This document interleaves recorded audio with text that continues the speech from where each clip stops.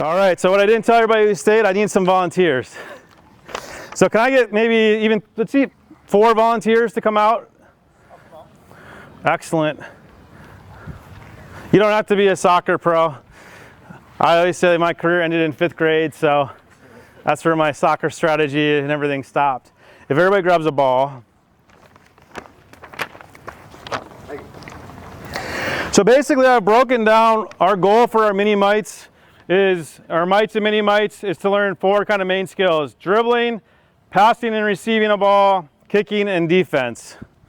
So these are 4 plans that you can utilize. A lot of these are basically built in about that 30-minute window. So like that first week now where we do give you a practice time, you can probably do a couple, or maybe you would do, maybe it's the dribbling, some passing, and maybe try sneak throw-ins in or something like that as a break for a practice standpoint. So every year, this is the first drill I do. I do it with my mini mites, mites, juniors, doesn't matter, right? Just to get familiar and comfortable with the ball. But it's called the toe tap drill. It has a YouTube video link on here. There must be 30 different versions of what you can do.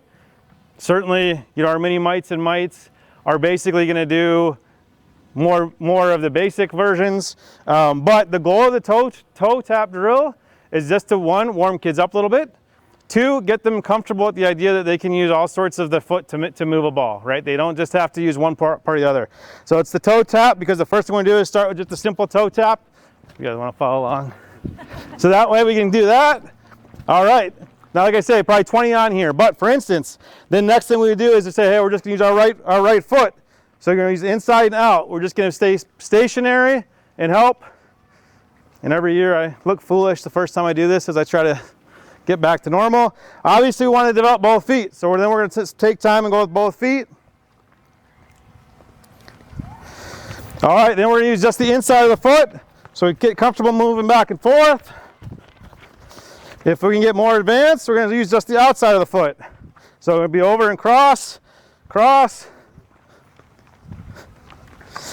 Maybe our mites we can get better, even try inside of the foot to the toe and back, inside of the toe and back. And if we get even fancier, inside of the toe to the other foot and back. So this thing is, like I said, there's easily 20 different versions of this that get more advanced over time on the YouTube video. Good little warm up, and good to help get the younger kids to know there's lots of ways you can move the ball. Also, as the season progresses, it's a good chance, if you've done it a few times, just say, hey, let's do the toe tap. And we say, all right, go ahead, you get to choose next. So you can go around and have your players, as they get comfortable and know some of them, to have a little, leadership type feel, to be able to say, this is the next drill we're going to do. We've warmed up the idea that they can use different parts of their feet to move a ball around. So now what I do is have a cone line, and sometimes this can be really tough, especially before school starts, right? To try to get kids in a line like this. So it takes some work. Cone line, 2 coaches to try to help line kids up is helpful. And then what I'll do is, I know we've got cones here, but typically I'll try to use the sideline. And then we'll talk about how we're going to go down and back. Sometimes what we might do is have a cone per kid and a cone on the other side, so they have a target to go around to try to keep them somewhat lined up. But what we'll do on this one is we will advance, where we'll start with saying something like right foot only. But what we'll do, because a lot of these little kids, right, are still getting comfortable with directions, I'll try to say raise my right hand. Hopefully most can get it right. If not, do a quick correction and then say let's touch our leg on that side so we can give good directions. And I'll say we're going to go down to the cone, but I only want you to use that right foot and just the inside. So then we'll go down. You guys can go. Thank you. And we'd have them come down and back, but you guys don't have to go down and back on this one. Then we might say outside of the foot only. So now you'll come back with the outside of the foot. So we would go down and back on the outside. Then again, we want to use both feet. So now we're going to say, okay, lift up the other arm. Now we're going to use this leg. We'll go down with the inside. Then we'll go down, down and back inside, down and back with the outside.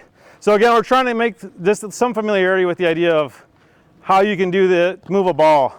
Then we're going to say use both feet inside, outside. Let's see how fast if you can get faster each time, right? And then try to get them to get comfortable with some speed. Perfect. All right. So if you guys now all stay inside the cones. So then this is our monster drill.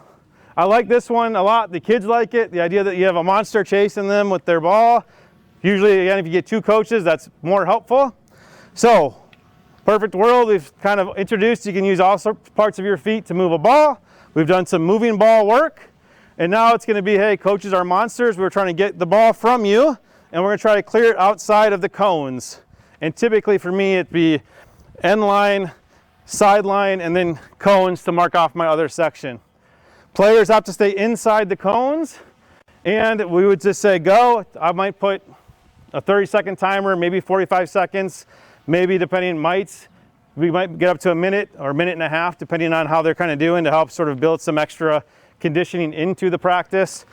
But then what I like about this, and I kind of always say, like this type of drill in particular, the cookie jar drill I'll show, kind of hopefully a controlled chaos, not just a chaos. But Seth probably said the goal is to have enough balls in everybody's bag so kids can keep the ball at their feet the entire time. Because I'm not a perfect coach or a great coach, but kids will get better if they're moving around with the ball at their feet. That's just kind of the natural way it works. So that you don't have to be a perfect coach if we can keep them moving. I remember, like I said, I ended up, my 5th grade was the last year I played soccer. Before that, I had a coach who was from Scotland and was a great soccer coach. And I still remember the first day I was out with my mini mites doing some of those drills. I was like, these kids are sitting in lines all the time using the drills that I used growing up. And so we're trying to not have kids in lines. Sometimes it happens, I get that. But we're trying to give you guys some drills to just keep kids moving, right? So that way there is no downtime sitting in a line. All right, so in the monster drill, so you guys are gonna move around, you need to avoid me as the monster. So the nice thing with this monster drill is I can come here, I can say, okay, way to move. All right, now look, I'm coaching another player. Now I'm on to another player. All right, make a side, pick a side and go. Go, go, go, go, go. And now I'm gonna try to teach them that they have to pick a side and move quick. The other thing is, kick the ball a little bit further for me. If the ball goes too far, it's like, whoop, the monster got the ball. We want to keep it close so we can make moves, because if the ball gets too far away, it's easier for the monster to get it. But this is where I can say, okay, pick a side and go, go, go. Okay, he's by me. Now guess what? I'm already coaching my next kid, and away we go. So that's why I like this one. There aren't lines, and I've coached the kid. Whatever happened. I turn, and guess what? I've got somebody else in front of me to help coach. So we can do a lot of quick interactions, try to get the idea that, hey, when you have someone, you can't just stop. You have to make a decision, and once you make your decision, just now try to accelerate. So that's the monster drill. All right. Okay, can I have 2 on that side, 2 on this side? So that is practice plan 1 for teaching dribbling. Monster drill is a great warm-up anytime. Before a game, get them going. Also, mini mites in particular, depending on how they're getting a feel for the game or not. If you use the monster drill, then it's like, hey, we're in the game. We're, blue. There's a yellow team. Every one of those yellow players is just like a monster, right? Let's keep the ball away from them and try to put it in the net. So it helps that aspect too. All right, so we'll do, why don't you put your balls behind you. All right, so passing. So we're gonna start pretty easy with passing. The biggest things that we wanna do, we'll line them up, find our distance. This is probably about where I would even start with our mini mites and mites. Maybe a little closer with mini mites, just depending on how they're doing. The basic concepts we're gonna teach, I'm gonna use you as my partner, is we're gonna line our plant foot, points to where we're gonna pass the ball. So we don't want a kid like this, so they're gonna try to pass this way, right? So we wanna teach that our toes point to where we're passing, and we want that ball split down the middle. Then the next thing that we want to teach on our passes is the inside of our foot is what we use to pass. So we're not using the laces, we're not using the outside of the foot. The nice thing, a lot of cleats these days, right? There's a Nike sign and Adidas or whatever, so sometimes they'll know their logo and we'll say, hey, we want that logo to touch the ball. And we're just going to start in this position with our back and just swing through and practice. And then what we're going to do, you want to send it back, they'll send it right back. If we can, mini mites might be tough. We want to teach how to receive the ball with the inside of the foot too. And then certainly again, we want both feet to work in soccer. So we're going to do the same thing where we go back. So you guys can practice if you want. Perfect. And then what will happen next? Obviously it's a progression. We don't pass usually standing just like this in the game. So then we want to be able to teach just stepping into our pass, and we'll send it back and forth that way. All right, then what we can do, and this will look a little bit different again for our mini mites and mites. What I like to do for our mini mites, I'm gonna ask you to help again, is you can have your two coaches dribble down the middle. So you can do one of two things. Usually we can start with the, hey, don't, when you're passing, you have to pay attention when you have your dribblers, don't hit your dribblers. So the goal is to teach them to have obviously their eyes up so we know where we're passing to. And obviously there's a lot of chaos in the game. So we'll try that. So as I dribble, then you guys have to work on your passes. If your mini mites are doing a great job, then you could have your mini mites be dribblers. Usually by our mites though, I feel really good about once we've done some of this, I take my first two, I say, okay, come dribble through. And so now we get to work our dribbling, but also our dribblers have to learn to keep our eyes up because of where the balls are coming. And then after, I don't know, maybe 6 times down and back, you come back to passing, our next two go become dribblers. With our mini mites, depends on the team. Sometimes, like I said, that works, avoid the ball. Sometimes I go the other way and I say, hit the coach. And they all get excited, right? Like, can you hit the coach with the ball? Can you hit the ball with our coach? That kind of thing. And they might get more excited of that approach. But it's the same, it does the same thing. They have to obviously have their eyes up and look about where they're trying to kick on purpose if they're trying to hit you as you dribble. And then, passing traffic, okay. But very definitely for our mites level, I would start to run the dribblers through the middle because it's just great for everyone involved in passers and dribblers to get better at eyes up, paying attention to what's going on. We're taught kicking, probably less of a concern for our mini mites, but when we get to our mites, it's probably worth talking through and trying to get them to kick the ball the right way. So passing is, I'm trying to send it, with good control to a player. Kicking is, I'm trying to kick it hard, probably in a net or down the field. So I probably focus on this because I guess I did it wrong as a 5th grader. I found out a few years ago. So it's going to be very similar mechanics to our pass. The difference that we're doing with our kick is apparently we want our knee over the ball and we kick with the laces. So the key for that is if we are teaching the knee over the ball, then we never send the ball over the net because it's just impossible basically from just mechanics to get the ball to go cruising up over the net. I'm more of that kind of side kick, and sure enough, I send plenty balls, right? So we would do the same thing. We'll start with the, if you guys want to go ahead, take our step, practice kicking with our laces, send it off to our teammate. And again, it's going to be both feet from that standpoint.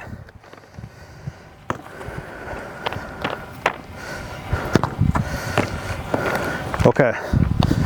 So then to reinforce this one and to sort of reach a point where, it applies to the game, when we have our bigger goals up, and we can do this with for our mini mites, like I would set some cones and we would practice a kick into the net, and we would teach them, if it doesn't go in, follow it up and kick till we get in. Now for our mites level, I'll line them all up on the arc or maybe a little bit further back. I'll take the two coaches, I'll put us both in goal. If you guys have balls, I'm gonna come over here. I'll put them both in goal. So if I'm playing goalie, you can play, hold on. So what I would do is I've got the whole team lined up, but I've got 2 of us coaches, if you want to step up. And just give us some nice easy kicks, and then what's gonna happen? So there's 2 goals, so we're gonna block it, but guess what? I'm not gonna control it. And I'm gonna say, follow your shot and kick it again, kick it again, kick it again. I might block it again, kick it again, kick it again. And we're trying to create that follow our shot kind of, so we'll do that in warm-ups, but that's sort of how to, if kids are getting the kind of knee over the top laces in particular to teach, that's when we're by the goal, we'll get that nice good clean kick, but we're gonna follow up. A lot of times, like for our mites, that's the last thing I'll do before a game. We'll take 2 minutes, we'll put 2 coaches in goals, and we'll line them up and we'll say, okay, let's go. You have 2 goalies, what's probably gonna happen? Either we're gonna get hurt or you're gonna get a ball blocked. So follow it up, right? And so, like I say, it might be even depending on the kid, I might try to block 2 in a row. Some will get through, right? When you get 10 balls coming in at the same time. But if we block them, sort of place them right by the net, teach this follow-up motion. All right, the cookie jar drill. This is one of the more enjoyable games. So can we get all of the balls right here in the middle, in between? Kids will definitely, mini mites, they'll ask for this one by name. What we're gonna do on this one is we've got all of our cookies in the middle. Obviously there's soccer balls. And on these little cones, you're gonna put 2 kids together. So if you guys go to this one, I'll have you guys go to this one. I'm gonna put you here together as teammates. So this one is sort of like, yeah, be on the same cone, yep. This is sort of soccer without scoring goals, right? This sort of puts all of our skills together. What we basically say on this one is, hey, all of our balls just became cookies. You have your own cookie jar. We're gonna play 30 seconds, maybe a minute, depending on how long your team, you feel comfortable with your team. You want as many balls or cookies to end up in your cookie jar. Spacing, I would probably be maybe 5 more feet back on those, but do what's right for your team. And you'll kind of see as I talk about how to progress the drill, you might have them closer or further back depending on what you're trying to do. So what we'll do is we would say, ready, go. Players are gonna come up. They're gonna try to take the balls, put them back to their jar, the jars. Inevitably, what happens, of course, I'll help out a little bit, we'll speed it up, is there's no more cookies in the middle. So now what do you have to do? You gotta go to the other jars. So this helps now when we talk defense, because kids are gonna start saying they're gonna not wanna use their hands. That's where we have to remind them we can't use our hands, but we need to continue to move around to try to protect the ball. So now they start to move in a proper defensive mechanic without even knowing it, right? So if you guys go ahead, go try to steal cookies. Yeah. Yep, so do whatever, yep. There we go. So again, this is sort of soccer without goals, right? With extra balls moving. All right, I won't worry you guys out too much because I'm already worn out myself. All right, so the next thing we want to do, put these cookies in the middle again, and then we'll talk about kind of the next progression. Typically, I kind of let that play out at least twice, where they basically are saying, hey, I'm gonna go out and I'm gonna grab them myself and I'm gonna dribble them back. Usually then I try to bring the kids together and I'll say, hey, does anybody know a faster way to get a cookie back? And then usually I get lucky enough, somebody says, well, what if I pass it? Yep, great idea. So then what you wanna do is reach that point where they start to work more as teammates. So we'll say, ready, go. And if somebody runs out, and then they start to say, hey, if I can pass the ball, this is great. Now I'm moving them a lot quicker. And they might even decide to say, hey, maybe someone stays home and plays defense while someone tries to go now and get other cookies and then starts to pass. But it helps reinforce now our dribbling, our passing, and then a lot of coaching help to say we can't push, but we want to move around these balls to protect them to kind of to stay away. But they love that one, the cookie jar. So I'm going to do, this isn't perfect, but I call this the out and up drill. So this is to reinforce the ball goes out and up, right? I'm not against having goals scored on us, but like, let's make them work for it, right? And I do laugh. Last year, sure enough, like even though we'd done this drill plenty of times, I still remember that the one time we did this and the kid comes and just kicks the goal. I was like, ugh, this is what we're just trying to prevent the easy ones, right?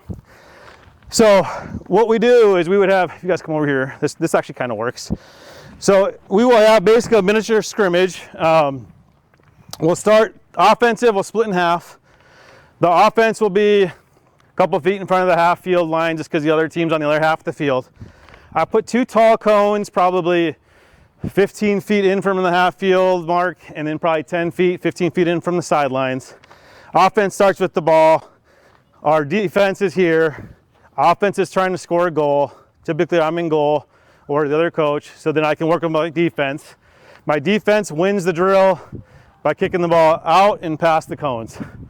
So I will literally, during the drill or before the drill, a lot of times another coach will be with the offensive players. They'll talk about trying to get some passes to kind of start. I'll just say, hey, defense, where does the ball go? And I want them to say out and up, and I want them to point, right? When we start to do that, then that helps us get really good at it.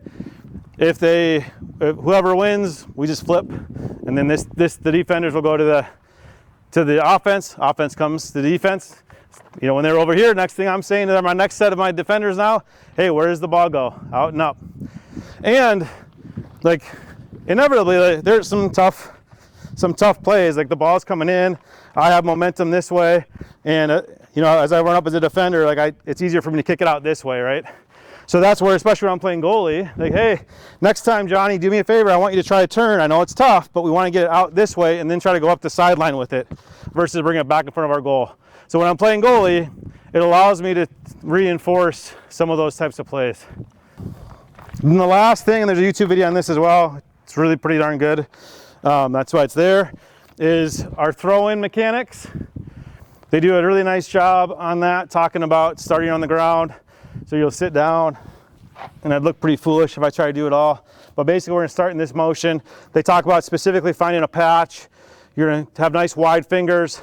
Find a patch, put your thumb on each point of that one so we get a nice good grip. So that's what I'll work on with players. First off is how do we grab it? Wide hands, find a patch, fingers on, or thumb on each corner. And they talk about reaching back and progressing through that. Like I said, the YouTube's video is there, so I don't have to look foolish. But that's a good one. Even like that first day of practice, what I would probably do is I would start dribbling. Then I would probably, since it's a full hour for mini mites, well, even our mites, I would then probably do the throw-in time because it's a little bit of a break. It's not as much cardio at that point. And then come and do the passing work for that last 20 minutes or something. The other thing I would just say then that I found helps after we hopefully get good mechanics, to whatever good mechanics will be for mini mites and mites, on our throw-ins, is we can line them up toes behind the goal. So not in front of the goal, but behind the goal, and see if we can get them to throw it over the net. Just to help get that reinforcement of, you know, the little kids obviously love a target of something to try to throw it beyond. And so it helps from that standpoint. I would say too, when you're working your progression, so definitely I line them up on the sideline. So they're used to the idea of being behind the sideline. And then me as a coach, I'd be across from 2 or 3, and you're just throwing it to me, and I'm just trying to pass it back, and I'm trying to obviously pay attention to the mechanics and help reinforce the right things. Another coach, older siblings are great too, to help give targets to do our throw-ins too and help pass it back.